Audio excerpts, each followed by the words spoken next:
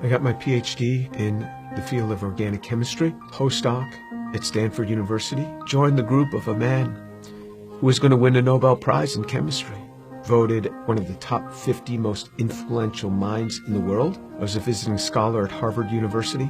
I've spoken at every major university in this country, have over 650 research publications, voted the R&D magazine Scientist of the Year.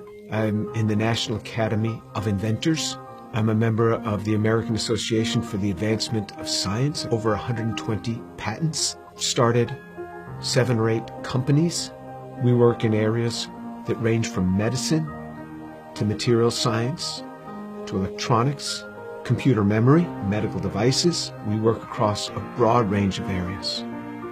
But more than any of that, what means the most to me is that I'm a Jew who believes that Jesus is the Messiah. I grew up just outside of New York City. I thought everybody was Jewish. I didn't even know that there was anything else. I had no particular interest in that, other than when all my friends were getting bar mitzvahed or bat mitzvahed, and then I would attend, of course, every week. There was never really any excitement for me. I remember once I even tried to talk to a rabbi. He just brushed me off. There was very little explanation for me. I remember when I went to college, I started meeting a number of people that said that they were born-again Christians, which was sort of an odd term. What's born again? What do you mean, born again? One person saw me in the laundry room. He said, "Do you mind if I give you an illustration of the gospel?" And I remember we sat there and he actually started to draw a picture. A cliff with a man on one side, and he drew a little man, and then another cliff with God on the other side, and a big chasm in between that he labeled with sin. I looked at him, I said, "I'm not a sinner. I've never killed anyone. I never robbed a bank. How could I be a sinner?" And he had me read a verse from the Bible. "For all have sinned and fall short of the glory of God." In modern Judaism, we never really talked about sin. I don't remember ever talking about sin in my home. So he turned to another passage. Jesus said, "I say to you that everyone who looks upon a woman with lust for her has already committed adultery with her in his heart." Pow! I felt just as if I had been punched right in the chest. Here I was, new in college. I didn't think anybody knew. I would pick up these magazines and I became addicted to pornography. It was just through those magazines. And all of a sudden, something that's written in the Bible, somebody who lived 2,000 years ago is calling me out on it. And I felt immediately convicted. And that now I realized I was a sinner.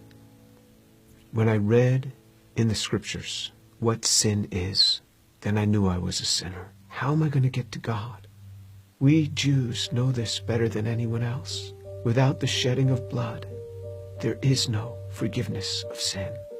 This description in Isaiah 53 of how he will bear upon himself my sin, the things that I had done, and this was him. This was the man that took this upon himself on the cross. The perfect God comes and gives himself for us. He is the one that gives himself for us. I started to realize how Jewish the New Testament is. This book is so Jewish. The New Testament is so Jewish. It's all around Jewish people. And then on November 7th, 1977, I was all alone in my room. The realization that Yeshua is the one who died on the cross. And I said, "Lord, I am a sinner. Please forgive me. Come into my life." And then all of a sudden, someone was in my room. And I opened my eyes. I was on my knees. I opened my eyes. Who's in my room? That man, Jesus Christ, stood in my room. This amazing sense of God. Jesus was in my room, and I wasn't scared. All I started doing was just weeping. The presence was so glorious because he was there in my room on that day. And I didn't want to get up. And this amazing sense of forgiveness just started to come upon me.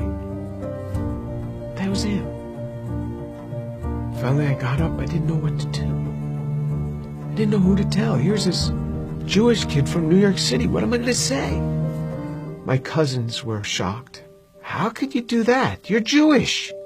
Telling my mother how I had invited Jesus into my life. She didn't say much. She was weeping. She told my father they weren't happy at all. And she said, I don't blame them for killing Jesus after the things that he said. Who is he to come against these religious leaders that have dedicated their lives to helping people and to tell them that they are whitewashed tombs? Who is he, this young man in his 30s, to say this to these scholars? He got what he deserved. And my mother's a very deep, pensive, careful reader. She read from Genesis right on through the Tanakh, the whole thing. When she got done, I said, what did you think? She said, God warned us over and over again. He warned us. When my daughter was about 15, my mother and father came to visit us. At one point, my mother went into her room for several hours.